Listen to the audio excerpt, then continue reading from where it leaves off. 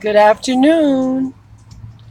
We are here at BurgerFi. Don't know if you can see it. We're here at BurgerFi. We just ate some good veggie burgers, real good. So come out to BurgerFi. It's a good place to be. Today we're going to talk about some things, and if you just give me a moment, I have someone that's going to talk about something about what I'm going to talk about. So, okay, hold on 1 minute. Hello, everyone. We're here at BurgerFi, and we're going to be talking about an issue that's pretty sensitive to all of us, whether we're aware of it or not. The mad in me. Sometimes we spend a lot of time judging other people and what they can do and how they can do. But today, we're going to deal with an issue, and we're going to let Renita talk to us today. But I'm going to give a premise on this issue of mad in me. Here's the question. Am I mad at the mad in me? Just who am I mad at? Why am I mad? Am I big mad or little mad? Or am I mad in the middle? Am I mad on the right? Am I mad on the left? Am I mad at family members? Am I mad at God?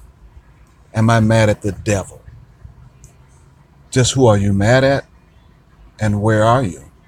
On the right, on the left, or in the middle? Renita's going to talk to us. So, the question was asked.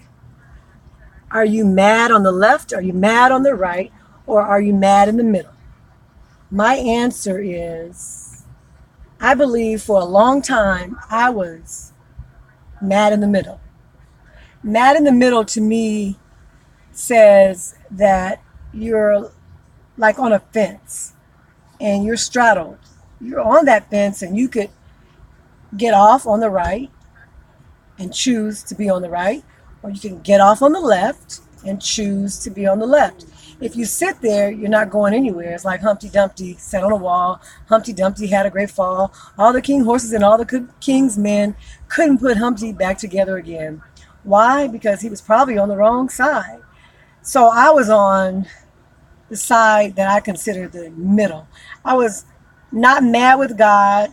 I was sad about my situation, and I didn't feel like God was concerned for me at that time.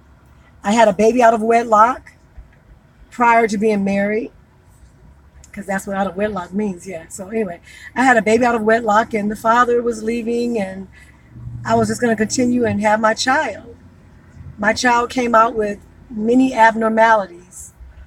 And my question to God at that time was, now I know all these other people that have had babies and they weren't married and their children came out normal. Why did my child come out with all these abnormalities? I took it very, very personal. And I said, well, it was my fault.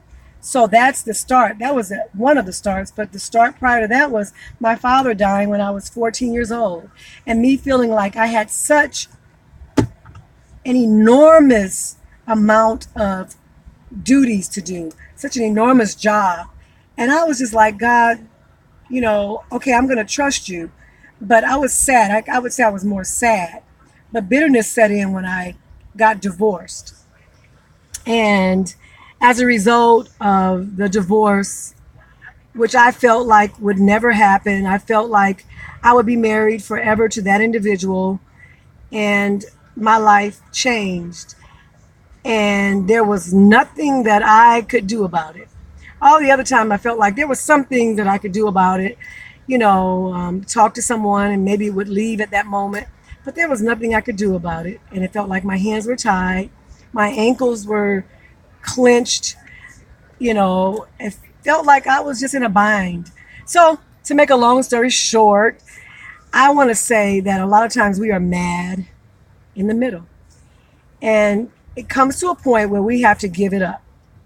How do you give it up? By, once again, admitting that you are upset, admitting that you're angry, admitting that there's this indignation in you that you can't get rid of, admitting that you have a vengeance in you that you can't get rid of, and you don't get rid of it until you see vengeance. Sometimes the vengeance is a matter of you saying, I forgive you. I love you. Sometimes that's the vengeance because some people, they expect you to come back with, you did this to me, you did that to me, my life is no longer going to be the same. I said this the other day, but I'm saying it again. I am reiterating. The word is reiterate. Okay, for those that don't know. So anyway, to make a very another long story short, I'd like to say to you, the best way to do it is to get rid of it. Don't keep madness with you. Madness is not your friend. Sometimes madness is behind the door with you, and you lock the door, and you're constantly wondering, why am I so mad? Why am I so angry? Because madness is living with you. It's residing with you. It's in your bed. It's in your head. That means it resides in your head. So that means it can get in your bed with you. So you get no peace, no sleep, no rest. And for the rest of your life, you decide this madness is going to stay with me. You actually marry it. But you're not getting married. You married. You're married. You're in a covenant with madness. It's time to get rid of madness. How do you do it? Get the hell out of here. Now, if you have to tell anybody to get the hell out, it's better to tell madness to get the hell out than to live in hell with madness. Does that make sense? Yeah, that makes sense. It's time. It's time to get rid of it. So all I will say to you, to all of those that are listening today, you can do it by doing this. Think of it as a fitted sheet. Think of it as a bed. You get rid of the old sheets. No more sheets. Yeah, that was Juanita Bynum. But anyway, no more sheets. Anyway, another story. You get rid of those sheets. You take them wherever they have to go. You put the new fitted sheet on. Fitted sheet represents a gird so that that sheet won't move. It'll stay in place. The flat sheet goes over you when you just maybe a little cool, but not too cool.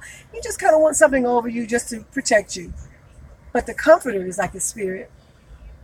When things around you are cold, you feel cold. The comforter is there. You pull that comforter up, you stay warm. It doesn't matter about the elements on the outside. You now are warm by the comfort. So I will say, I used to be big mad in the middle. Now I've gotten rid of madness. I feel better, not bitter. You too can feel better. You don't have to be bitter. You'll even look better if you let that stuff go. Don't stay pregnant with madness. Get rid of it. Evict it. Eject it. Get it out. It's okay. You will do better. And my promise to you is that if you want me to, if you allow me to, I'll continue to pray till you get better. Pray for yourself too. Have a great day and get better. Eradicate madness. Have a great day. Bye-bye.